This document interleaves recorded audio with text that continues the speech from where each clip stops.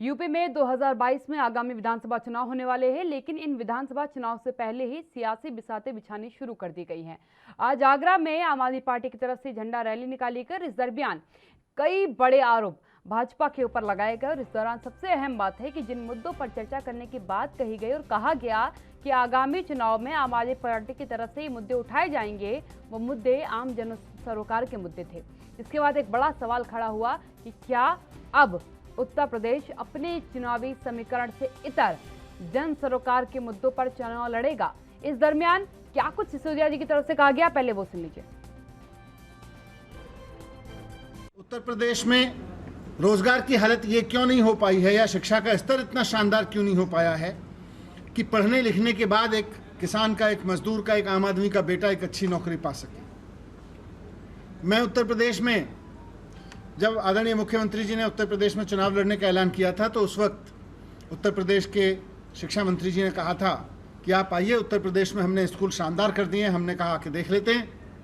तो मैं लखनऊ पहुंचा तो ना तो वो बहस के लिए आए, और जब मैंने कहा आप बहस के लिए नहीं आए, कोई नहीं, मैं अपने आप जाके, उत्तर प्रदेश तो सबका है, हमारा भी है, मैं लखनऊ में कुछ स्कूल, सरकारी स्कूल जाके देख लेता हूँ, तो पूरा पुलिस बल लगा के उन्होंने मुझे गिरफ्तार कर दिया, आगे नहीं बढ़ने दिया। संजय सिंह जी और हमारी गाड़ी को वहीं रोक दिया और कहा कि आप आज़ाद नहीं हैं, आप जा नहीं सकते। तो आज़ादी के 75वें साल में उत्तर प्रदेश में ऐसी सरकार क्यों है जो शर्मसार है कि दूसरे राज्य का कोई शिक्षा मंत्री आके अगर स्कूल देखना चाहे तो उसको पुलिस बल लगा के उसको रोकना पड़ता है। इससे तिरंगे की आन बान। अब कुछ सवाल है, उन सवालों को आपके सामने रखती हूँ जिनको आज इस चर्चा के दरमियान हम उठाएंगे, क्योंकि ये सवाल बड़े अहम है। ग्राफिक्स के जरिए आपको उन सवालों से रूबरू करा रही हूँ, क्योंकि सवालों में सबसे बड़ा सवाल कि क्या फ्री वाले ऑफर के समर्थन में जनता जाएगी, और जाएगी तो कितनी जनता है जो फ्री वाले ऑफर के समर्थन में है, ये एक बड़ा सवाल है जो उत्तर प्रदेश चुनाव में देखने को मिलेगा। क्या जमीनी मुद्दे इस बार यूपी का भविष्य बदल देंगे, क्योंकि आज तक केवल जाति समीकरण, स्थानीय समीकरण के आधारों पर चुनाव लड़ा गया है। जाति समुदाय से इतर जनता के मुद्दों की क्या बात की जाएगी, क्योंकि एक दल तो कह रहा है कि हम बात करेंगे, लेकिन बाकी दल क्या कुछ कहेंगे ये देखने वाली बात होगी।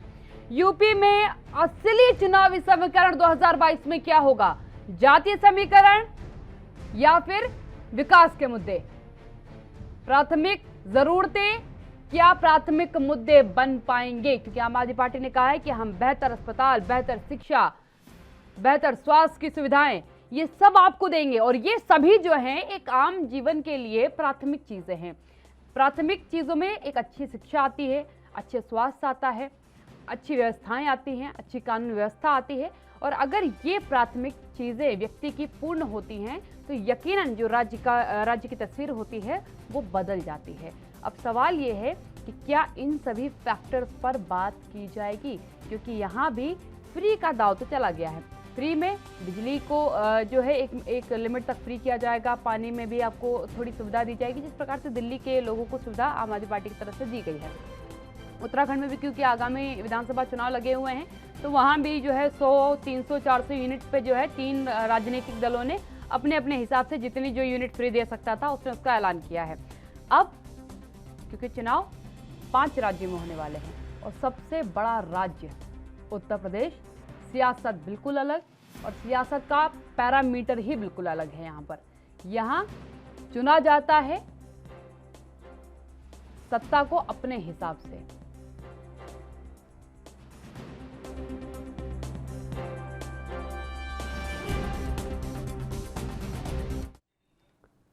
पल्लवी राजपूत मेरे साथ न्यूज़ रूम से लाइव जुड़ चुकी हैं, उनसे इस खबर पर थोड़ी सी चर्चा कर लेते हैं। पल्लवी, उत्तर प्रदेश में आगामी विधानसभा चुनाव होने वाले हैं, लेकिन सबसे अहम बात है कि आम आदमी पार्टी ने आज एक बात का डिक्लेरेशन कर दिया कि हम जन सरोकार के मुद्दों पर बात करेंगे। स्कूलों की हमने बात की थी, हम आए भी थे देखने, हमें स्कूल देखने तक नहीं दिया गया। हम लोगों को अच्छे स्कूल देना चाहते हैं, अच्छे अस्पताल देना चाहते हैं, अच्छी कानून व्यवस्था देना चाहते हैं, और ये वो 3 चीजें हैं जो किसी भी राज्य को मिल जाएं तो उस राज्य की तस्वीर यकीनन बदल जाती है। तो क्या जनता इन वादों पर विश्वास करेगी? बिल्कुल काव्या, आपने एकदम सही कहा कि जो मूलभूत सुविधाएं हैं वो लोगों को मिलनी ही चाहिए। और हमने देखा भी है कि उत्तर प्रदेश की राजनीति अन्य राज्यों से काफ़ी अलग है।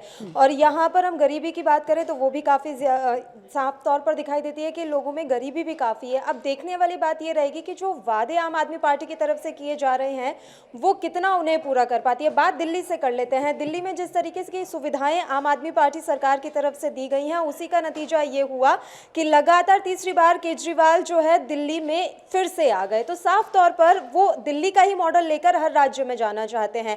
देखा जाए तो उनकी जो नजरें हैं वो सीधे लोकसभा चुनाव 2024 पर हैं और उसकी राह पर वो निकल पड़े हैं। यही कारण है कि वो अपनी जो पार्टी है उसे एक राष्ट्रीय पार्टी बनाने की भी कहीं ना कहीं कवायद कर रहे हैं और अलग अलग राज्यों में वो अपनी पार्टी के पैर पसारने की भी कोशिश कर रहे हैं।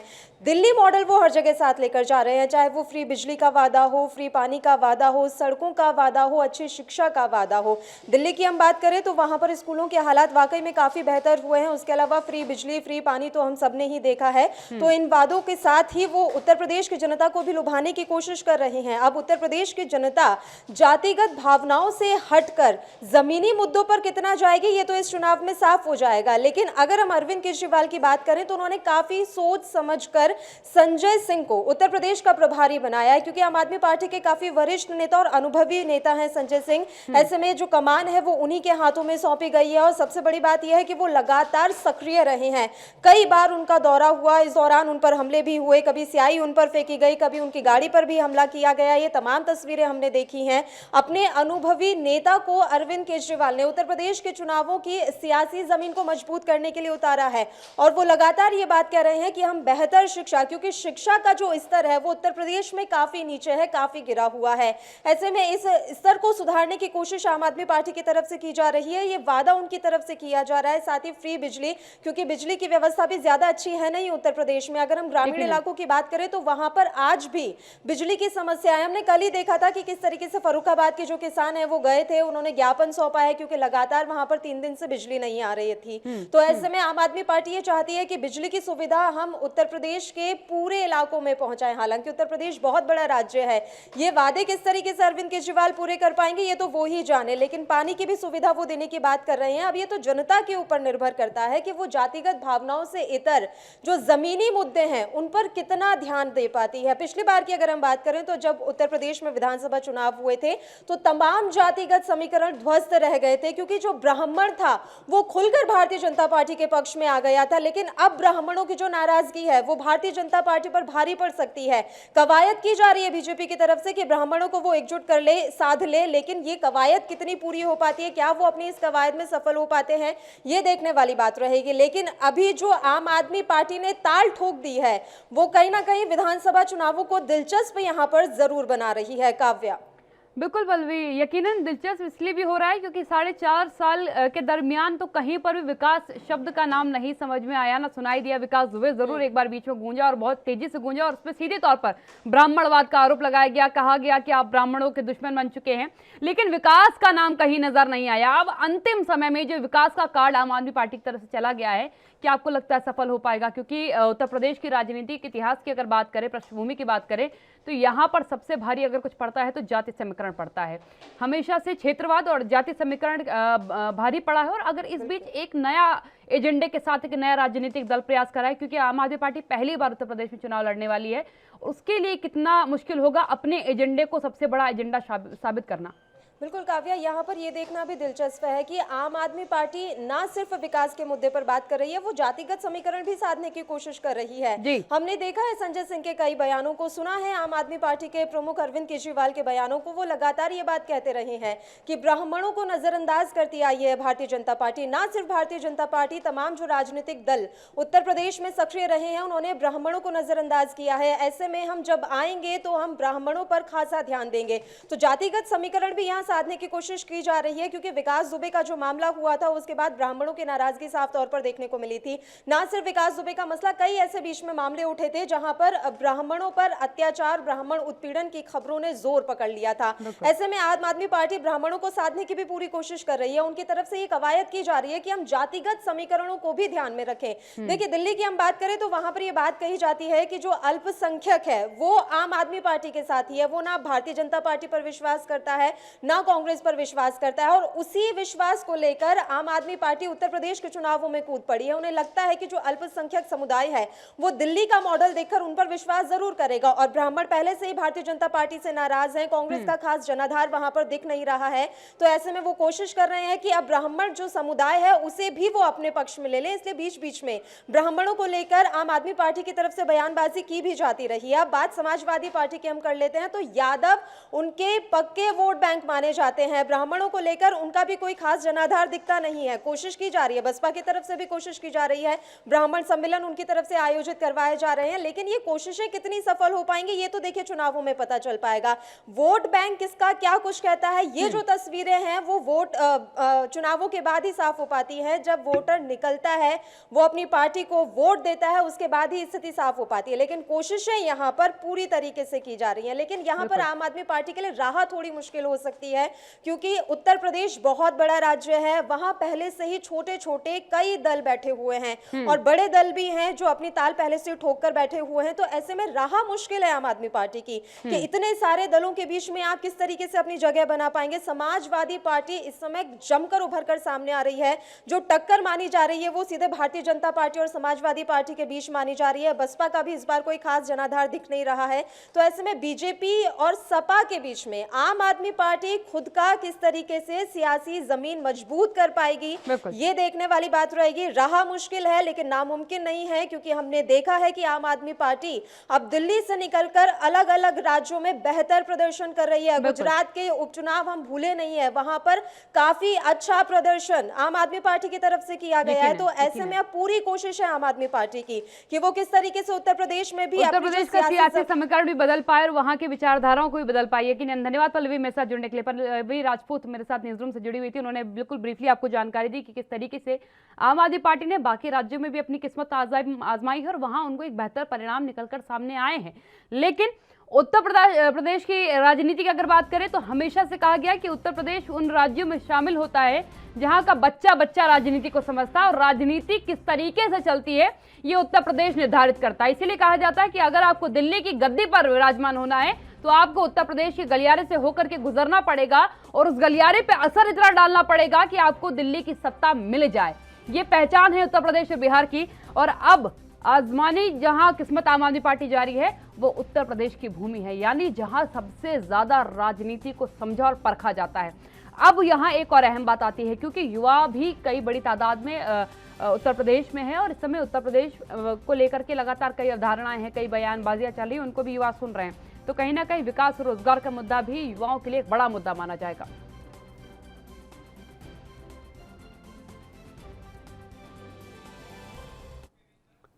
मेरे साथ मेरे पैनलिस्ट जुड़ चुके हैं, आपका परिचय कराती हूँ, चर्चा की शुरुआत करती हूँ। देवेंद्र प्रमुख जी मेरे साथ जुड़े हैं, प्रवक्ता हैं भारतीय जनता पार्टी से, और इसके साथ ही मेरे साथ प्रितपाल सिंह सलूजा जी जुड़ चुके हैं, प्रवक्ता हैं आम आदमी पार्टी से। पहला सवाल मैं प्रितपाल जी आपसे लूंगी क्योंकि मैं सीधे तौर पर कह रही हूँ कि उत्तर प्रदेश की सियासत में एक नया राजनीतिक दल पुराने धुरंधर खिलाड़ियों को टक्कर देने उतरा है, लेकिन उनकी नीति से बिल्कुल अलग तरीके से। जातीय समीकरणों को आप साधने का प्रयास जरूर कर रहे हैं, लेकिन जो सामने से आप रिप्रेजेंट कर रहे हैं अपने आप को वो विकास का मुद्दा है। आपने कहा कि हम रोजगार के मुद्दे पर बात करेंगे, हम शिक्षा के मुद्दे पर बात करेंगे, हम चिकित्सा के मुद्दे पर बात करेंगे, उसके बाद कहीं एक माइनर फैक्टर आएगा वो जातीय समीकरण का होगा। क्या लगता है आपको इस नई विचारधारा के साथ पुराने समीकरणों को भेद पाएंगे आप?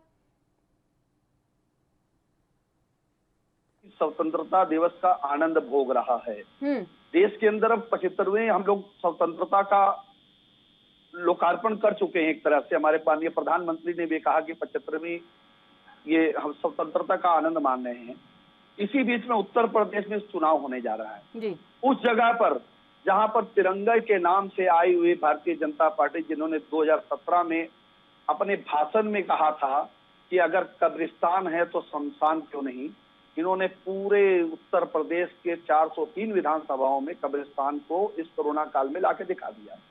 आम आदमी पार्टी अपनी जो योग्यता है, जिसने अपने काम किए हैं, जो दिल्ली के अंदर लोग जनता के बीच में जाकर जनता के लिए काम किए हैं, उसी के आधार पर हम उत्तर प्रदेश की धरती पर उतर रहे हैं। कई चैनल पे मुझसे पूछा जाता है तो उत्तर प्रदेश के अंदर जातिगत नीति चलती है, जातिगत आधार पे लोगों को टिकट दी जाती है, लोगों को लड़ाया जाता है, मगर हमारी आम आदमी पार्टी ने दिल्ली के अंदर इस मिथ्य को भी खत्म किया, चाहे पहला चुनाव हो, दूसरा चुनाव हो, तीसरा चुनाव हो, हम लोगों ने जाति के आधार पर किसी को टिकट दे दी, हमने उसके कैरेक्टर के आधार पर दी, उसके क्रिमिनल रिकॉर्ड को देख के, उसका क्रिमिनल रिकॉर्ड है कि नहीं, अच्छा है, उसका अपना रिकॉर्ड कैसा, उसके आधार पे हम लोगों ने उसको टिकट दी और वो जनता के बीच में गया, जनता ने हमको चुन के भेजा। उत्तर प्रदेश के अंदर हम लोगों ने तिरंगा यात्राएं निकाली। 15 अगस्त की पूर्व संध्या पे हम लोग जो तिरंगा यात्रा निकाली, आपने देखा लखनऊ जो राजधानी है उत्तर प्रदेश का, लोगों का इतना हम लोग को सहयोग मिला कि पूछिए नहीं, यहाँ से वहां कई किलोमीटर तक वो तिरंगा यात्रा आम आदमी पार्टी की निकली।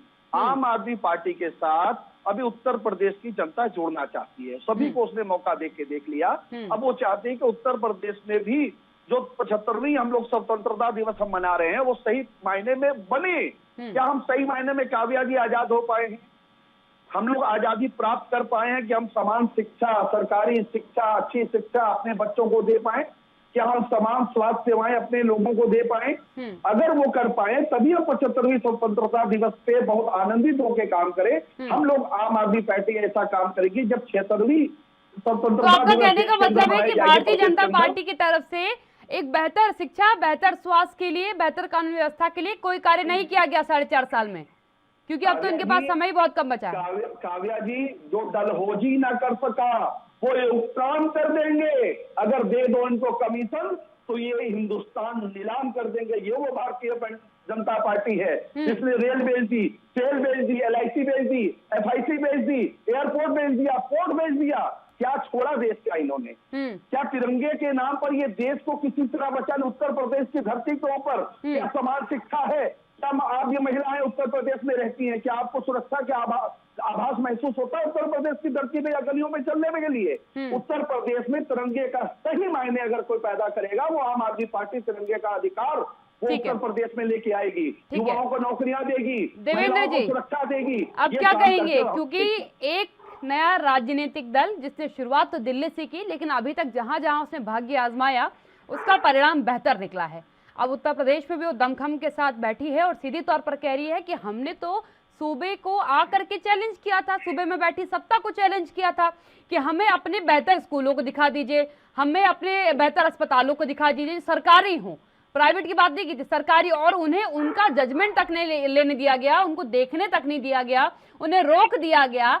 आप डिबेट के लिए नहीं तैयार हुए। ये कई आरोप हैं आपके ऊपर कि आप विकास के मुद्दे पर चर्चा नहीं करना चाहते हैं। आप हिंदू मुसलमान पे चर्चा करेंगे, आप राष्ट्रवाद पर अपना झंडा गाड़ेंगे, लेकिन आप विकास पर बात नहीं करेंगे। जवाब चाहूंगी। काव्या जी, हाँ जी, आपने तो प्रीतपाल से भी ज्यादा क्वेश्चन रख दिया आम आदमी पार्टी की तरफ से। नहीं, कई सवाल है, क्योंकि देखिए आप इन सवालों का रोजाना सामना कर रहे हैं। मैंने एक साथ उन सवालों को आपके पास रख दिया, आप एक जवाब दीजिए मुझे, क्योंकि आरोप कई गंभीर हैं। हो सकता है इतना इन्हें भी याद नहीं होगा जितना आपने याद नहीं, मनोज सिसोदिया जी ने एक बार फिर क्लियर किया कि आपने उनको नहीं देखने दिया था, आपने डिबेट नहीं करी है। मैंने बाइट चला के सुना दिया, इससे आपको दोबारा दोहरा भी दिया। जवाब दीजिएगा। एक चीज ये क्लियर कर देना चाहता हूँ, हाँ जी, कि आम आदमी पार्टी इस तरह से इस वैश्विक महामारी कोविड काल में दिल्ली में फेल हुआ, ये एक विश्व रिकॉर्ड बना इन लोगों ने। और माननीय प्रधानमंत्री जी को मैं नमन करता हूं, बधाई देता हूं, माननीय गृह मंत्री जी को, कि उन्होंने ऐसे समय पर आकर 2 करोड़ लोगों को अपने गले से लगाया और प्यार से उन्हें संभाला। जिस तरह से ये ढांगबाजी से ये ड्रामा भर भर के भागे थे मैदान छोड़ अस्पतालों में, और इनके विधायक जो हैं जब सिलेंडर बेचने लगे, और वो भी गैस के, जहां ऑक्सीजन के, जो भी मिला सब उल्टा सीधा करके करने लगे। इन्हें कहीं जगह नहीं मिली रुकने के लिए। और ये बात करते हैं, अभी आपने देखा दिल्ली का क्या हाल है आज की तारीख में।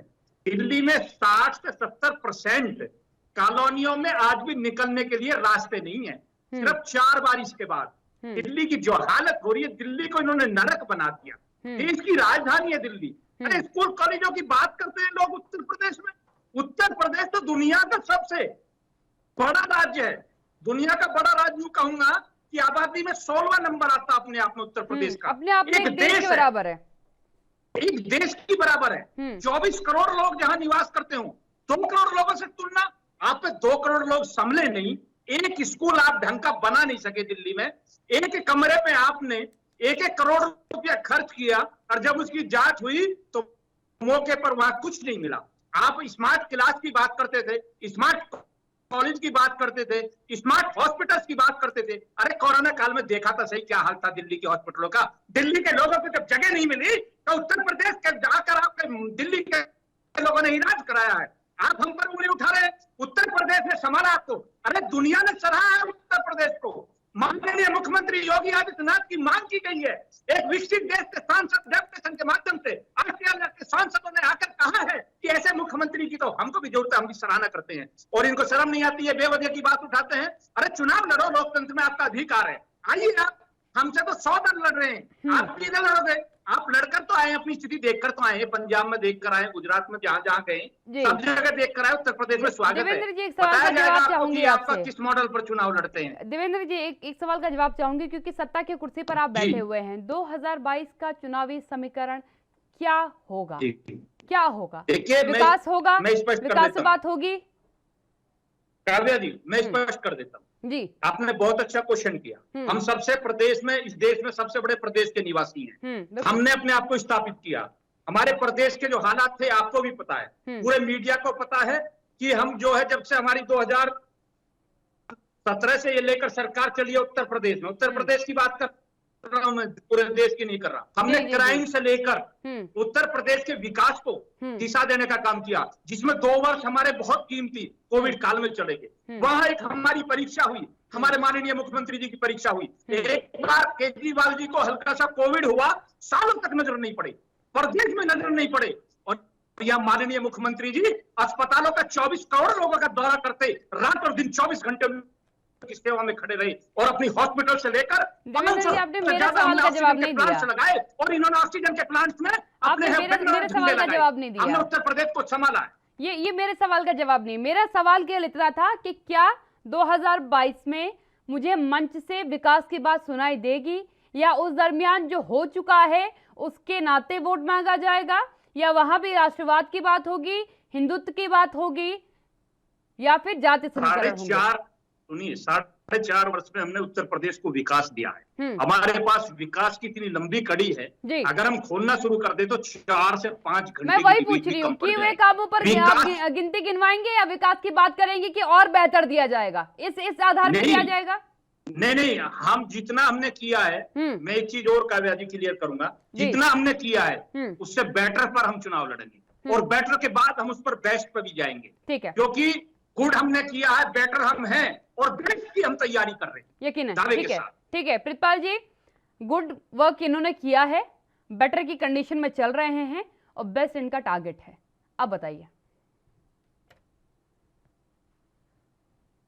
प्रदेश के अंदर 2017 में उतरे थे, आप भी इन्हीं सड़कों पे चलती हैं, लखनऊ में आप भी रहती हैं। क्या आपको गड्ढा मुक्त उत्तर प्रदेश छोड़िए लखनऊ दिख रहा है कहीं पे? जिस रास्ते से योगी आदित्यनाथ जी एयरपोर्ट की ओर जाते हैं वीआईपी रोड होकर, अगर उनके लगने वाली सड़कों पे भी अगर योगी आदित्यनाथ विजयनगर की तरफ मोड़ लें अपनी गाड़ी, एलडीए की ओर अपनी गाड़ी मोड़ लें, चुंगी से अपनी गाड़ी अंदर को मोड़ लें, चाहे वो ट्रांसपोर्ट नगर में अपनी गाड़ी मोड़ लें, तो उनको गड्ढों में ही उत्तर प्रदेश वहीं दिखने लगेगा। या एक भी वादा इन्होंने किसानों को, आज किसान 8 महीने से सड़कों पे बैठा हुआ अपनी मांगों को लेकर, 14 दिन के भीतर इन्होंने गंगा संस्थानों का भुगतान करने के लिए कहा था, वो कर पाए? महिलाओं को सुरक्षा दे पाए? महंगाई पर काबू कर पाए? क्या लोगों को नौकरियां दे पाए? किसी भी वादे पे ये पूरे नहीं। तो गुड वर्क जी, दो बड़ी इन्वेस्टर समिट्स हुई हैं, आपने देखा कितने लाखों करोड़ों रुपए का इन्वेस्टमेंट उत्तर प्रदेश में आया? बार बार ही गिनाते हैं भाजपा वाले की 2 इन्वेस्टर समिट हुई है और करोड़ों का इन्वेस्टमेंट हुआ है उत्तर प्रदेश में। काव्या जी, 2017 में पहली समिट हुई, उस पे खुद ही इन्हीं की सरकार ने उस पे जांच बैठा दी। उसमें ऐसे नटवर लाल आए थे जिनका कहीं नामो निशान नहीं था, उन्होंने कंपनियां खड़ी कर ली फर्जी नाम पर, उन पे अभी आज तक जांच चल रही है, पता नहीं चल पाया। दूसरी समिट उन्होंने की 2019-20 के आसपास, उसमें भी अभी तक क्या आया? क्या देश के अंदर कोई फीता कटा? कहीं पे भी एक नींव पत्थर रखा? जिस राम के नाम पर ये ठाट कर रहे थे, उस राम के नाम पर आज 1 साल से ऊपर हो गया है, नींव पत्थर अभी तक नहीं, उसके अंदर अभी तक गड्ढा नहीं खोद करके एक पत्थर वहां नहीं लग पाया है, उस पे भी ये जमीन घोटाला पे लगे हैं। राम के नाम पर 2 करोड़ की जमीन 18.5 करोड़ रुपए में संस्थान को बेच रहे हैं। ये वो लोग हैं कि जनता के सामने ये पूरी तरह से नंगे हो गए हैं। इन्होंने कहा कि दिल्ली के अंदर दिल्ली की सरकार ने कोरोना पे काम नहीं किया। दिल्ली की कोरोना का काव्या जी आपको पता होगा, दिल्ली में 0.03% संक्रमण दर रह गई है दिल्ली की, और उत्तर प्रदेश में आज भी 2% के आसपास घूम रही है। अब ये कहेंगे वहां पे 2 करोड़ की आबादी है या 24 करोड़ की आबादी है। तो आप श्रीमान जी, आपने क्या ऐसा अच्छा कर दिया आपकी योगी आदित्यनाथ ने कि वो स्वास्थ्य सेवाएं नहीं दे पाई जनता को, मरने के लिए छोड़ दिया। एक ही रूम में बैठकर पहले इन्होंने 9 स्पेशल टीम बनाई, उसमें एक भी इनका कोई डॉक्टर नहीं था, कोई स्पेशलिस्ट नहीं था। तो उसके बाद 11 की टीम बनाई, वो भी पूरी तरह से ध्वस्त हो चुकी है। उत्तर प्रदेश के अंदर योगी आदित्यनाथ जी ने कोई काम नहीं किया, सिर्फ एसी रूम में बैठकर एक काम काव्या जी इन्होंने बड़ा अच्छा किया कि हर विभाग पे इन्होंने पुलिस का डंडा बैठा दिया। अगर युवाओं ने नौकरी मांगी, उनको लाठियों से उनके हाथ पैर तोड़ दिए गए, उनके सर फोड़ दिए गए। अगर लोगों ने लेकिन ये प्रीतपाल जी आपने बड़ा मुद्दा उठाया, इस मुद्दे पर जरूर मैं देवेंद्र जी से जवाब चाहूंगी। देवेंद्र जी, हालिया तस्वीरें आपके जहन में जरूर होंगी जब युवाओं ने रोजगार को लेकर के धरना प्रदर्शन किया था, और आप मानते हैं कि उत्तर प्रदेश में सबसे ज्यादा युवा हैं, और उन युवाओं पर जब लाठियां चली तो क्या आपको नहीं लगा कि इस तरीके से आपके चुनाव पर असर पड़ेगा, क्योंकि सबसे ज्यादा युवा वोटर्स हैं उत्तर प्रदेश में, और उसके बाद युवाओं पर लाठीचार्ज वो भी रोजगार मांगने के लिए चली, किसी सांप्रदायिक माहौल को बिगाड़ने के लिए, संप्रदाय को लेकर के कोई कमेंट पास किया होता तब भी लाठीचार्ज किया गया होता तो समझ में आता, लेकिन रोजगार मांगना जो संविधान में अधिकार दिया गया है उनको, उसको लेकर के जो लाठीचार्ज हुआ, ये विकास का कौन सा पैरामीटर है?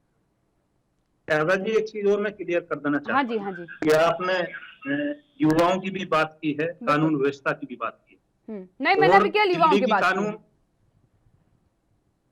की। कानून व्यवस्था की बात नहीं कर रहे। नहीं, अभी मैं केवल युवाओं की बात कर रही हूं, पहले युवाओं पर जवाब दीजिए। हमारे मित्र ने भी जिक्र किया महिलाओं के और नाम लेकर, आपके क्वेश्चन के साथ ही आ रहा है। वो भी चाहते हैं कि महिलाओं की सुरक्षा। उन्हें भी बता दूं कि दिल्ली के हालात क्या हैं।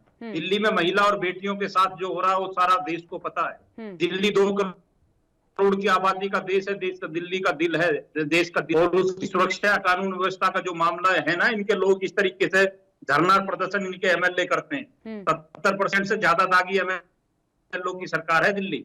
70% की बात, 70% नहीं होता है, टोटल का निकाल लीजिए। एक एमएलए की जानकारी है जो गारंटी ले रहे हैं ना बैठ के, बहुत अच्छे लोगों को टिकट देते हैं, बहुत सारी करते हैं। दिल्ली के वर्तमान एमएलए की स्थिति देखिए क्या है वहां। दिल्ली के जो विधायक हैं वो 70 से ज्यादा % दागी हैं और अच्छे केसों में है, मुकदमे रजिस्टर्ड में है। तो इनकी मैं आंख खोलने के लिए याद दिलाता हूँ काजबाजी बात। और रही बात कानून व्यवस्था युवाओं की, यूपी का जो लॉ एंड ऑर्डर है वो इस देश में मिसाल है। एक भी दंगा पूरे 4.5 वर्ष में कहीं यूपी में होने नहीं दिया। जो दंगा मुस्लिमों की बात करते हैं, हिंदुओं की बात करते हैं, जाति बिरादरी की बात करते हैं, धर्मों की बात करते हैं, अपने गरबा में झांक लीजिए। अगर कानून व्यवस्था की कहीं बात आती है तो कहीं ना कहीं डंडा चलाना पड़ता है, लेकिन युवाओं पर नहीं चलता, किसानों पर नहीं चलता, ऐसे लोगों पर चलता है जो कोशिश करते हैं, जो बिगड़े हैं पुरानी सरकारों में दंगे करके, फसाद कर जो कानून व्यवस्था को खराब करते थे, उनके लिए योगी जी का डंडा चलता है। क्या वो क्रिमिनल, क्या वो कानून व्यवस्था को बिगाड़ने वाला है? देवेंद्र प्रभु जी, 69,000 भर्तियों को लेकर के जो शिक्षक नाराजगी अपनी जाहिर कर रहे थे, उन पर जो लाठीचार्ज हुआ था वो कौन सी उद्देश्यता कर रहे थे? उन्होंने कौन से कानून व्यवस्था के साथ छेड़छाड़ की थी? एक चीज और हम क्लियर कर रहे हैं आपको, कहीं लाठीचार्ज नहीं हुआ, किसी को कोई चोट नहीं आई। ये सिर्फ अगर व्यवस्था को संभालने के लिए, मैंने खुद रिपोर्टिंग करी है, आप घायल छात्र देखे हैं मैंने। नहीं, इको गार्डन बताओ कितना भरा हुआ था, आपको याद है इको गार्डन किस तरीके से भरा हुआ था?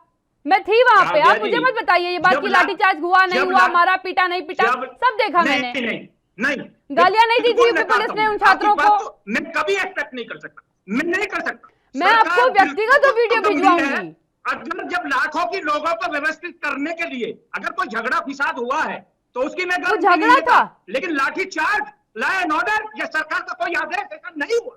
मैं दावे के साथ कहता हूं आपको, आप वहां बहुत अच्छी बातें रिपोर्टिंग कर रही थी, मैं आपका सम्मान करता हूं, आप अच्छी एंकर हैं, लेकिन कहीं भी सरकार का कोई भी आईएएस से लेकर पीसीएस अधिकारी से आईपीएस, जो पुलिस वहां कप्तान हो सकता है, डीजी हो सकता है, एडीजी हो सकता है, कोई आदेश पारित नहीं किया कि युवाओं पर लाठी चले, डंडा चले। तो मैं दावे के साथ किसकी इतनी हिम्मत हो गई? आला अधिकारियों ने अगर कमांड नहीं दी, सरकार की तरफ से कमांड नहीं दी गई, तो युवाओं पर किस बुनियाद पर लाठीचार्ज किया गया? रोजगार मांगने के लिए, और मारा क्यों गया और कार्रवाई क्यों नहीं हुई अगर सरकार की तरफ से ऑर्डर नहीं आया था? तो मैं ये कह सकता हूं आपको, अगर कानून व्यवस्था बनाने के लिए वहां के कर्मचारी या पुलिस देवेंद्र जी, मैं आपकी बात बिल्कुल मानती हूँ और मैं तारीफ करती हूँ, इस बात के लिए मैं आपकी तारीफ करती हूँ कि इन 4.5 साल के कार्यकाल में आपके एक भी सांप्रदायिक दंगा नहीं हुआ। यकीनन आप काबिले तारीफ है इसके लिए आपका पूरा प्रदेश तारीफ कर रहा है। लेकिन युवाओं पे लाठीचार्ज हो जाना बर्दाश्त थोड़ा किया जाएगा? आप खुद मानिए, क्या इसे बर्दाश्त करेंगे आप? वो भी रोजगार मांगने के लिए। और आज सुनिए, अब मेरी बात सुनिए, और उन्हीं जिन युवाओं पर लाठीचार्ज हुआ, जिनको उनके पत्र नहीं मिले, नियुक्ति पत्र नहीं मिले, आधे पेपर पास करके बैठे उनको नियुक्ति पत्र नहीं मिल रहा, आधों के पेपर रोक दिए गए, आधे के रिजल्ट रोक दिए गए, उन्हीं का मुद्दा उठा करके आज आम आदमी पार्टी चुनाव लड़ने की तैयारी कर रही है। ये मैं आपको इंडिकेट कर रही हूँ, ये उन्हीं मुद्दों को उठा रहे हैं जो परेशान हो चुके हैं। मैं एक चीज और क्लियर करता हूं। जी जी जी, मैं आपको इस बात के लिए धन्यवाद देता हूं कि आपने बड़ा अच्छा क्वेश्चन कि कहीं जो है किसी के साथ कोई गड़बड़ है। तस्वीर देखिएगा, दिखा रहे प्रितपाल जी कि किस तरीके से छात्रों को पीटा गया, तो तस्वीर भी देख लीजिए, वो तस्वीर दिखा रहे हैं। तो इस देश में सुनो, तस्वीर तो इस देश में और बहुत कुछ है। अगर इनकी तस्वीर मैंने दिखा दी ना तो हिल जाएंगे, ये चैनल छोड़ देंगे। मैं इन्हें फिर याद दिला देना चाहता हूँ कि दिल्ली के वो दंगे, एक ही व्यक्ति को 100 से ज्यादा चाकू मारे जाते हैं और वो उसका न्याय करने के लिए बहुत बड़ी कमी है। नहीं गया, वो किसी का बेटा नहीं था, वो सरकारी कर्मचारी नहीं था। कितने लोगों की हत्या हुई, कितने लोगों को चाकू और डंडों से, गोलियों से रात को काट दिया गया, देश की राजधानी में कर दिया गया, और ये बैठकर वहां डंडे बजाते रहे और लोगों का समर्थन करते रहे, और जेएनयू में लेकर ठीक है लास्ट कमेंट आपसे लूंगी, ठीक है देवेंद्र जी, यकीनन दंगों की तस्वीरें लेकिन उत्तर प्रदेश से भी आई थी, भले 2 दिन के लिए आई थी लेकिन आई थी। प्रितपाल जी आपके पास आ रही मैं, युवाओं का मुद्दा आपने उठा लिया, एक लंबे समय से नाराज चल रहे हैं सरकार से, ब्राह्मणों को लेकर के आपने टारगेट किया, ब्राह्मणों का एक बड़ा वर्ग जो है नाराज चल रहा है भारतीय जनता पार्टी से, और क्या कुछ मुद्दे होंगे? मैं देवेंद्र जी लूंगी, आपसे जवाब लूंगी, मैं लास्ट कमेंट ले लूं प्रितपाल जी से, मैं लूंगी आपसे जवाब। प्रितपाल जी, मुझे दिल्ली के दंगों का भी तस्वीर चाहिए, प्लीज बात कहिए। वो कोई तस्वीर की जरूरत नहीं है उसकी, वो उसकी तस्वीर की जरूरत नहीं है, सबके जहन में जिंदा है वो तस्वीर, सबके जहन में जिंदा है वो तस्वीर। प्रितपाल जी स्वीकार करना चाहिए ना, आंदोलन से निकली हुई पार्टी है, मैं वही कह रही हूँ, सबके जहन में है वो तस्वीर, उसके लिए सबूत की जरूरत नहीं है। क्या आप भूल गए क्या दिल्ली की तस्वीर? निकली हुई आम आदमी पार्टी है।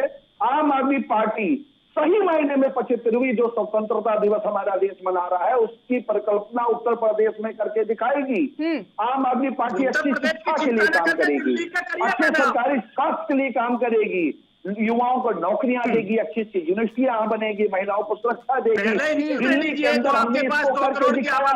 दिल्ली में मात्र 40% की सरकार है, कामयाबी आप भी जानती है। 24 करोड़ की बहुत बड़ी संख्या होती है। 60% की सरकार भारतीय जनता पार्टी है, जो कह रही है वहां की सड़कों की हालत खराब है, तो उत्तर प्रदेश के जो बीच अपनी गाड़ी बोल रहे, उत्तर प्रदेश में सरकार चुनाव होने जा रहा मालिक, दिल्ली के अंदर चुनाव हो चुका है 2020 में। माननीय प्रधानमंत्री ने 14 बड़ी रैलियां की, 12 विस्तार में बड़ी रैलियां की, दिल्ली की जनता ने जवाब दे दिया, दिल्ली की जनता ने चेहरा केजरीवाल से डाल दिया। उत्तर प्रदेश की बारी है, उत्तर प्रदेश में 75वीं स्वतंत्रता दिवस की आजादी। ये आरोप प्रत्यारोप पर जनता बड़े गौर से देखे। मैं एक ही अपील हमेशा जनता से करती हूँ कि डिबेट में राजनीतिक दल के प्रवक्ता अपनी बातों को रख रहे हो, बड़ी गौर से उस डिबेट को सुना करिए, क्योंकि उस दरमियान वो बहुत सी बातें बहुत गंभीर कह जाते हैं और आरोप प्रत्यारोप में दूसरे की जो बखिया है उधेड़ के सामने रख देते हैं। इसलिए जरूर इन बातों को गौर से सुना करिए। धन्यवाद प्रितपाल जी मेरे साथ जुड़ने के लिए। प्रितपाल सिंह सलूजा जी, प्रवक्ता आम आदमी पार्टी से मेरे साथ जुड़े हुए थे। सुना आपने किस तरीके से दिल्ली की तुलना की गई, दिल्ली की सड़कों के बारे में जानकारी दी गई, लेकिन यहाँ बात है उत्तर प्रदेश की सियासत की। उत्तर प्रदेश की सियासत अपने आप में सियासत का एक अलग नाम है, एक तरीका है। और अब जब बात विकास की है, क्योंकि देखिए मैंने इसीलिए युवाओं का मुद्दा भी उठाया, क्योंकि युवाओं को में खासी नाराजगी देखने को मिली। खासकर जो भर्तियां चल रही थी, भर्तियों पर रोक लगी और कई भर्तियां ऐसी थी जो सपा शासनकाल के दरमियान निकाली गई थी और उन भर्तियों पे आगे कुछ हुआ ही नहीं। आधों के जो है सेकंड एग्जाम नहीं हुए, आधों के मेडिकल नहीं हुए, आधों के जो है कंप्लीट प्रोसीजर हो गया तो उनके इंटरव्यूज नहीं हुए हैं, आधे के इंटरव्यूज भी जो क्रैक हो चुके हैं, उन लोगों के ज्वाइनिंग लेटर्स नहीं आए हैं। ये कई एक लंबा प्रोसीजर है और इससे एक अच्छा खासा बड़ा तबका जो है वो परेशान है। अभी तो मैंने आपको एक भर्ती के बारे में बताया, ऐसी कई भर्तियां जिनमें लोग नाराज हैं। लेकिन यकीनन एक बात मानिए, जो सांप्रदायिक दंगों की बात कर लीजिए, भारतीय जनता पार्टी की भी कई बेनिफिट्स हैं उसके पास जो निकल कर सामने आएंगे। जिस तरीके से राम मंदिर को लेकर के बात लंबी चल रही थी, देखिए ये यकीनन एक सत्य है कि सुप्रीम कोर्ट की तरफ से इस पर फैसला सुनाया गया। ये एक ऐतिहासिक फैसला सुप्रीम कोर्ट की तरफ से था, लेकिन जो आश्वासन दिया गया था सीएम योगी आदित्यनाथ की तरफ से कि किसी भी तरीके की एक चिड़िया भी पर नहीं मारेगी, आप फैसला सुनाइए, और वो परिणाम धरातल पर नजर आया था। तो लोग यकीनन मानते हैं कि अगर कड़ाई के साथ कानून व्यवस्था का पालन सरकार कराना चाहे तो वो करा सकती है। यार कोई छोटे से ब्रेक के लिए जल्द हाजिर होती हूँ।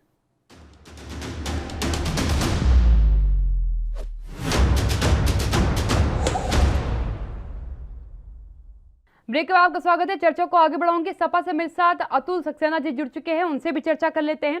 सबसे पहले मैं अतुल जी के पास ही अब जाऊंगी, क्योंकि अतुल जी जो है सपा से हैं और सपा एक बड़ी तरीके से आप कह सकते हैं एक बड़ा विपक्षी दल इस समय उत्तर प्रदेश में है और अपना भविष्य तलाश रही है वो 2022 में। उससे पूरा विश्वास है कि आगामी समय में उसकी विजय प्राप्त उसे हो जाएगी। अतुल जी क्या कहेंगे आप, क्योंकि मैं आज 2022 के बारे में चर्चा कर रही हूं, क्योंकि हर राजनीतिक दल जो है अपने अपने दावे वादे कर रहा है, लेकिन इस बार क्योंकि आम आदमी पार्टी ने एक नया मात्रा जो है जनता के सामने रखा है और उस पर कहीं ना कहीं कुछ हद तक आप भी अपने पैर चलाते नजर आ रहे हैं, और वो है विकास का मुद्दा। इस बार आप और आम आदमी पार्टी एक ऐसे दल के रूप में विधानसभा चुनाव में सामने आए हैं जिन्होंने विकास के मुद्दे पर बात की है, युवाओं के रोजगार पे बात की है, महंगाई पे बात की है। जिस तरीके से अभी सत्र के दरमियान भी आपकी नाराजगी, धरना प्रदर्शन देखने को मिला और खुल करके सरकार का विरोध किया गया। इसके बाद लगा कि इस साल जब 2022 में जब चुनाव होगा तो उत्तर प्रदेश की किस्मत बदलेगी, क्योंकि जातीय समीकरण और क्षेत्रवाद से अलग विकास का मुद्दा होगा। क्या विकास का मुद्दा सच में 2022 में होगा, सपा की तरफ से उठाया जाएगा? समाजवादी पार्टी तो काव्या जी हर वक्त ही विकास की बात करती है और विकास ही हमारे जहन में जो 2012 से 2017 तक जो हमने कार्य करे तो वो आपने देखा है, जनता ने देखा है, जिससे जनता को लाभ मिला है, जनता को न्याय मिला है। कुछ वादे, कुछ इरादे हैं जो हमें आगामी विधानसभा चुनाव जब हमारी विजय होगी, जनता में विजय दिलाएगी, तो हमें आगे पूरे करने हैं। क्योंकि ये 5 साल का समय तो देश के मुख्यमंत्री जी ने केवल जो है झूठ बोलने में और लाठी भांजने में, लोगों को डिटेन करने में, जिस तरीके से भी आपने कल परसों ही देखा कि जिस तरीके से भी जनता की आवाज जो बुलंद करने का काम करता है, भाजपा की योगी सरकार उसे जेल भेजने का काम करती है। और केवल जनता को ही नहीं, अभी आपने देखा कल पूर्व पुलिस के बड़े अधिकारी अमिताभ ठाकुर पर जिस तरीके से उन्हें किस तरीके से उनपे एफआईआर लगाते हुए और जेल भेजने का कार्य करा, ये पूरे जनमानस ने देखा। तो ये तानाशाही रवैया जो भाजपा का है, इसे जनता देख रही है। अब चंद ही समय बचा है और रहा सवाल विकास का, तो विकास में जब अब तक नहीं करा और 2-3 महीने में तो आचार संहिता लग जाएगी काव्या जी, तो कौन से विकास कार्य जो भाजपा करने जा रही है? ये तो झूठ तंत्र में करते हैं। जिस तरीके से कोरोना आपने देखा, लोगों ने अपनी जान दी उत्तर प्रदेश में और गंगा के तटों पर जिस तरीके से लाशें तैर रही थी, लोग उनको जो है ठीक तरीके से जो उनका अंतिम संस्कार भी नहीं कर पाए। एक तरफ ये राम के मुद्दे पे बात करते हैं और उसी राम की जनता को पे ये अन्याय करते हैं। आज यही राम की जनता है जो तड़प रही है, सिसक रही है और अखिलेश यादव जी के कार्यकाल को याद कर रही है। ठीक है, अब मैं देवेंद्र जी के पास जाऊंगी, क्योंकि आपने एक ऐसी स्टेटमेंट कह दी है जिस पर यकीनन चर्चा होनी चाहिए। देवेंद्र जी, अब अखिलेश यादव के शासनकाल को लोग याद कर रहे हैं, समाजवादी पार्टी का ऐसा मानना है, क्योंकि आपके शासनकाल से लोग त्रस्त हो चुके हैं और 2-3 महीने का समय बचा है, उसके बाद क्योंकि आचार संहिता लग जाएगी, तो अब लोग सोच रहे हैं कि जल्द से जल्द समाजवादी पार्टी है विकास के रास्ते पर अब फिर से जो है उत्तर प्रदेश चले, क्योंकि आपने नहीं चलाया है। आपका जो विकास का उन्होंने मार्क दिया वो 0 कर दिया।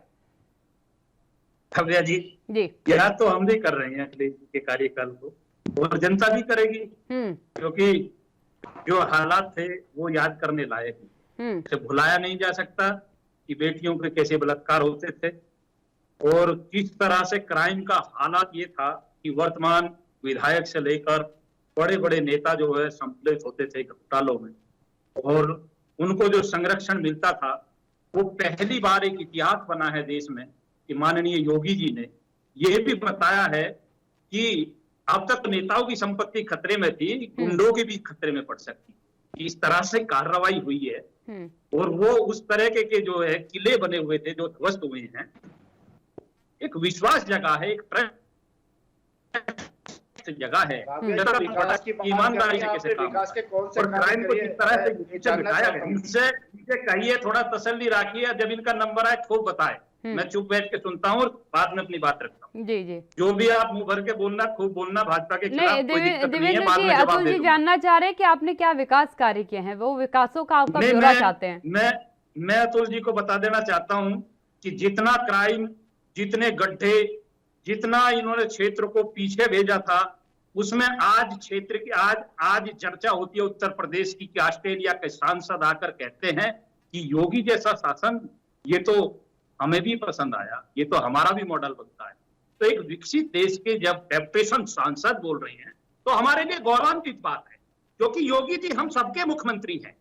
जो कार्यकर्ता या जो पार्टी को पसंद करते हैं, जो अखिलेश जी को पसंद करते हैं, अखिलेश जी को मुख्यमंत्री के रूप में देखते हैं, वो उत्तर प्रदेश के मुख्यमंत्री के रूप में माननीय योगी जी की भी तारीफ उनको करनी चाहिए, क्योंकि हम सबकी तारीफ है। लेकिन यहाँ थोड़ी सी इनकी बदकिस्मती है, और जो 4.5 वर्षों में टोपी लगाकर, पहले पिछले 7 वर्ष तो लगातार लगे दंगे उसमें निकल गए और 3 वर्ष बंटवारे में निकल गए दोनों सर, और वो 4.5 वर्षों में भूल गए लोग कि दंगा भी कुछ होता है।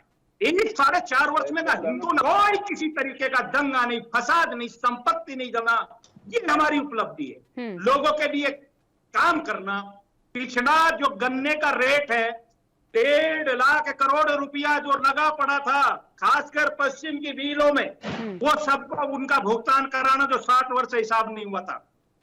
इस तरीके की 35,000 करोड़ रुपया उन किसानों का, आप अपने बकाये को देखिए ना, हमने कहा देख रहे हैं 36,000 करोड़ रुपए किसानों का माफ किया, और क्राइम से लेकर सारे विकास 3 साल से बड़ा नहीं है और आप गन्ने की बात कर रहे हैं। आज गन्ना किसान जो है परेशान है, गन्ना किसान आत्महत्या कर रहा है, और ये किसान यूपी बॉर्डर की सड़कों पे बैठे, पंजाब बॉर्डर की सड़कों पे बैठे हैं। 550 से अधिक जो है किसान, और आप किसान जो गन्ने की बात कर रहे हैं, आपको शर्म आनी चाहिए। टीवी पर भी बैठ करके आप जो झूठे आंकड़े देने का काम कर रहे हैं, और जिस तरीके से आप बड़ा गर्भांधित पश्चिम करते हैं ज्योति जी पे, अरे ये ज्योति जी पे ही लड़की में आपको बात बताऊंगा, 4-5 दिन पहले ही एक सामाजिक लेख होता है। ठीक है, अब मैं अतुल जी से जवाब ले लेती हूँ। अतुल जी, देवेंद्र जी का कहना है कि चुनाव में विकास के मुद्दे तो होंगे ही, लेकिन हम सरकार के पिछले कामों को भी बताएंगे कि किस तरीके से आपके शासनकाल के दरमियान सांप्रदायिक दंगे हुए थे, आपने जो है जो अपराधी थे उनको संरक्षण दे रखा था, और योगी सरकार में अपराधियों ने तख्तियां गले में लटकाई हैं, ये इनका कहना है। और उनकी संपत्तियां भी ध्वस्त की गई हैं। मुख्तार अंसारी की बात कर लीजिए, चाहे अतीक अहमद की बात कर लीजिए, चाहे विकास दुबे की बात कर लीजिए, सभी जितने भी बड़े नाम थे बदमाशों में जिनका नाम शुमार होता है, उन सभी की संपत्तियों को जब्त भी किया गया है, ध्वस्तीकरण भी उनका किया गया है।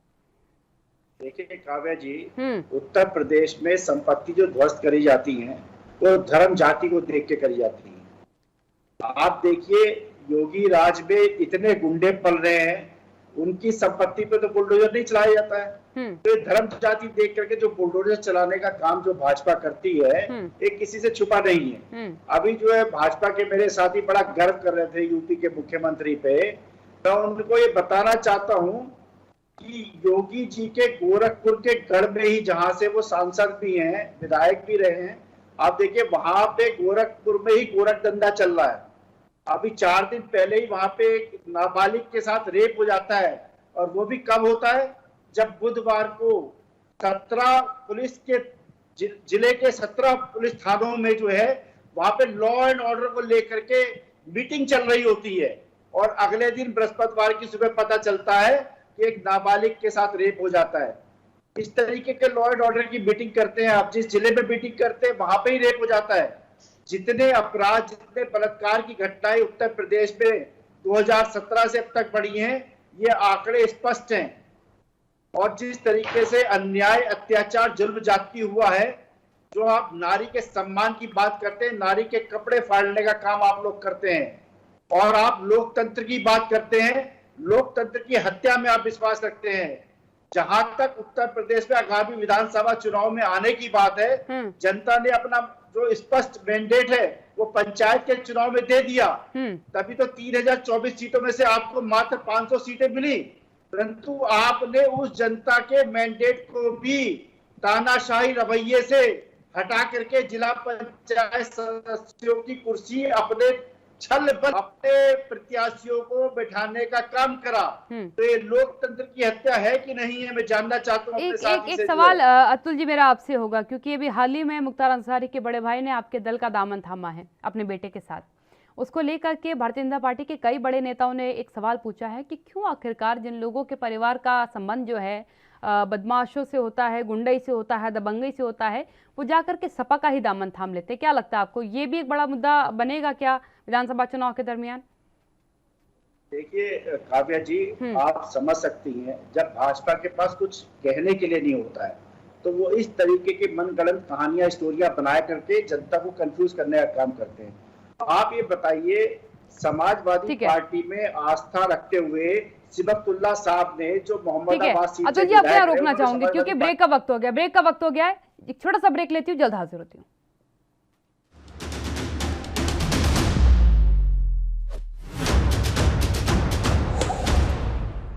आपका स्वागत है। सीधा अतुल जी के पास जाऊंगे। अतुल जी अपनी बात को पूरा करेगा, क्योंकि हर बार बदमाशों से जोड़ करके आपके दल को जो है जनता के सामने रिप्रेजेंट कर दिया जाता है, और कई बार इसीलिए बहुत बड़ी बात हो जाती है कि आप जो बड़े मुद्दे लेकर के आते हैं वो दबाने में सक्षम हो जाती है भारतीय जनता पार्टी। देखिए काव्या जी, मैंने आपको ये कहा कि यदि किसी के भाई ने कोई अपराध किया है तो इसका मतलब ये नहीं होता कि उसके छोटे बड़े या बड़े भाई को उसका खामियाजा भुगतना पड़े। आप मुझे बताइए, समाजवादी पार्टी की नीतियों में और माननीय राष्ट्रीय अध्यक्ष जी की आइडियोलॉजी में आस्था रखते हुए सिबकतुल्ला साहब ने पार्टी की सदस्यता ज्वाइन करी, इसमें कहाँ गलत है? क्या ये गलत है कि वो मुख्तार के भाई हैं? भाई यदि उनकी सजा तो उन्हें नहीं मिलनी चाहिए ना। सिबकतुल्ला साहब जो है 2-3 बार विधायक हुए हैं, पूर्वांचल में उनकी एक अच्छी पकड़ रही है, जनता के वो नेता है, जनता की बात करते हैं, जनता की बात को उठाने का काम करते हैं, तो उनका अभिनंदन है, स्वागत है पार्टी में। ठीक है, तो जो आपका कहना है कि समाजवादी नहीं, ये आरोप भारतीय जनता पार्टी के बहुत बड़े बड़े नेताओं की तरफ से लगा है, इसीलिए मैं आपसे जवाब चाह रही थी कि सच में ये बड़ा मुद्दा है। ये आरोप इसलिए लगते हैं क्योंकि भाजपा के पास जनता को बताने के लिए कुछ है नहीं। इनके पास केवल एक ही काम है, जनता को कंफ्यूज करो, जनता को कंफ्यूज करो और कंफ्यूज करो, क्योंकि विकास की बात मत करो। ठीक है देवेंद्र जी, भाजपा का नारा है। देवेंद्र जी, अतुल जी का कहना है कि विकास के मुद्दे पर आप जानबूझ के बात नहीं करते क्योंकि आपको मालूम है आप जवाब नहीं दे पाएंगे, तो इससे बेहतर है कि कोई सामने की कोई अलग बात निकाल के उस पर चर्चा कर लो। नहीं, पहले तो सबसे पहले मैं काव्या जी बधाई दूंगा अतुल जी को कि वो मुख्तार के भाई को भी और अतीक के भाई को भी, और हो सके तो विकास दुबे जी को भी, उनके भी जो भी भाई हैं, उनका स्टाफ है, सबको लें अपने और उनका स्वागत करें, उनको माला डालें, क्योंकि हमने तो एक नियम बना दिया है कि क्रिमिनल को सीधी गोली लगेगी और जो गोली से बचेगा वो प्रदेश छोड़ेगा, और ये नियम है सरकार का। क्राइम खत्म करने में तभी हम कामयाब हो पाए। मुख्तार का हो, अंसारी का हो, किसी का भाई हो, हमारे यहाँ कोई एंट्री नहीं है, हम स्पष्ट कहते हैं। अगर हमारे नेता उसको कह रहे हैं तो कोई गलत नहीं कह रहे, तथ्य के साथ कह रहे हैं। आप पहले उनको संभाल लीजिए जो बैठे हैं, जिन्होंने 1000-1000, 2-2 हजार की करोड़ की संपत्ति खर्च कर ली, दाऊद के भाई और रिश्तेदार बने हुए, उनका राह बैठाना ही माननीय योगी जी का पहला काम था और बैठा दिया गया है। दूसरी बात रही कि आप विकास की बात करते हैं तो आपसे कहीं अच्छा विकास हम लेकर गए हैं। हमने कई ऐसे स्तंभ से लेकर और बड़े बड़े रोड और विकास की धारा जो यूपी को भाई है, 22 से 23 जो आप ज्यादा दिन से देश बना है, ज्यादा दिन से प्रदेश बना है, लगभग आप टोटल कॉलेज और स्कूल, मैं आपकी बात नहीं कर रहा, समाजवादी की सब सरकारों को चैलेंज कर रहा हूं, टोटल कॉलेज स्कूल नहीं बना पाए। उससे ज्यादा हमने 22 मेडिकल कॉलेज स्कूलों को काम इस समय रन गति प्रगति पर है, जिनमें से कुछ पूर्ण हुए, कुछ पूर्ण होने की स्थिति में है। 500 से ज्यादा हमने ऑक्सीजन के प्लांट्स दिए हैं और हमने विकास की धारा जो है यूपी में बहाई है। कोविड काल में एक मिसाल पैदा की है और पूरे दुनिया में उत्तर प्रदेश की चर्चा कराई है। जिस उत्तर प्रदेश की चर्चा क्राइम को लेकर होती थी, जिस उत्तर प्रदेश की चर्चा पिछड़ेपन और भूखमरी को लेकर होती थी, आज उत्तर प्रदेश की चर्चा विकास को लेकर और रोल मॉडल के तौर पर होती है। इसलिए हम गौरवान्वित होते हैं। उसी मुद्दे पर काव्या जी हम चुनाव लड़ेंगे, जनता के बीच में जाएंगे। हमारे साथियों को सोचना पड़ेगा कि वह हमारे सामने लेकर के आएंगे। हमें जरूरत नहीं है, हमारे पास बहुत काम है। नहीं, लेकिन देवेंद्र जी क्योंकि देखिए मैं हर राजनीतिक दलों के बयानों को लेकर के जवाब मांग रही हूँ, इसलिए आपसे भी मांग रही हूँ। समाजवादी पार्टी की भी बड़े नेताओं ने, बड़े प्रवक्ताओं ने कहा है कि काम हमने किया है लेकिन रिबन इन्होंने काटा है। इन्होंने काम नहीं किया, केवल रिबन काट के अपना बता दिया। काम हमारा था, क्रेडिट गोज टू अस, इन्होंने खुद ही कर लिया। ये हंसने वाली बात है। ये जो बात है हास्यप्रद लगती है कि आप ऐसे विकसित समय में जहाँ शिक्षा का अभाव नहीं रहा, ये क्या संभव हो सकता है? क्या जी लगता है भारत के लोकतंत्र में कि कोई आपकी जमीन पर, आपके घर पर, आपके किए काम पर कब्जा कर सकता? ये सिर्फ उन लोगों की बातें हैं जिनके पास कोई वास्तव में तथ्य नहीं है, मुद्दा नहीं है। अगर ऐसा कुछ हुआ है, आपकी सरकार नहीं है, कोर्ट है, आपका भारत का लोकतंत्र है, आप माननीय सुप्रीम कोर्ट में जाइए और रिट डाल कराइए और उसकी जांच के आदेश कराइए, आपको पता लगेगा किसने क्या किया। ठीक है, अब अतुल जी के पास जाऊंगी मैं। अतुल जी, इस सवाल का जवाब तो दीजिएगा ही जो सवाल देवेंद्र जी की तरफ से रखा गया है। एक सवाल मैं और आपसे पूछना चाहती हूँ, क्योंकि यहाँ जब बात विकास की होती है तो हम बात करते हैं शिक्षा की, स्वास्थ्य की और कानून व्यवस्था की। कानून व्यवस्था पे आपने सवाल खड़े कर लिए। देवेंद्र जी ने कहा कि अब हालत बेहतर है, जो बदमाश हैं, गुंडे हैं, वो हमसे डरते हैं और अब वो जेल में है या उनकी संपत्ति का हमने ध्वस्तीकरण कर दिया है और जो उनके संरक्षक बने घूम रहे थे वो उन्हें संरक्षण दे भी नहीं पा रहे हैं। ये तो कानून व्यवस्था की बात हो गई। चिकित्सा की बात पर उन्होंने कहा कि मेडिकल कॉलेजेस अब हमने बनवा दिए हैं, मेडिकल की व्यवस्था बेहतर कर दी है, ऑक्सीजन प्लांट बड़ी तादाद में लगा दिए गए हैं, तो कोई समस्या नहीं है। इस कोविड के दरमियान उन्होंने एक सबक लिया और बेहतर स्वास्थ्य व्यवस्था की है। अब बात करते हैं शिक्षा की। शिक्षा के मुद्दे पर आम आदमी पार्टी का सीधे तौर पर कहना था कि हम आए थे सरकारी स्कूलों को देखने के लिए, इन्होंने हमें ना स्कूल दिखाए, और दूसरी बात डिबेट करने की बात कही तो इन्होंने हमसे डिबेट तक नहीं करी। लेकिन एक आंकड़ा जो कहता है, मैं आंकड़े की बात कर रही हूँ, सरकारी आंकड़ा कहता है कि हाई स्कूल और इंटर में जो नकल विहीन परीक्षा को लेकर के मुहिम डॉक्टर दिनेश शर्मा की तरफ से चलाई गई थी, उसका एक बड़ा असर देखने को मिला कि जो बच्चे नहीं पढ़ते थे उन्होंने यकीनन परीक्षाओं को छोड़ा है, क्योंकि सीसीटीवी कैमरे को लग जाना, पर्यवेक्षकों का बार बार आना जाना वहां से, इसको लेकर के नकल विहीन परीक्षा में उत्तर प्रदेश में नकेल कसी गई है, जो एक बड़ी समस्या उत्तर प्रदेश की रही है। अतुल जी।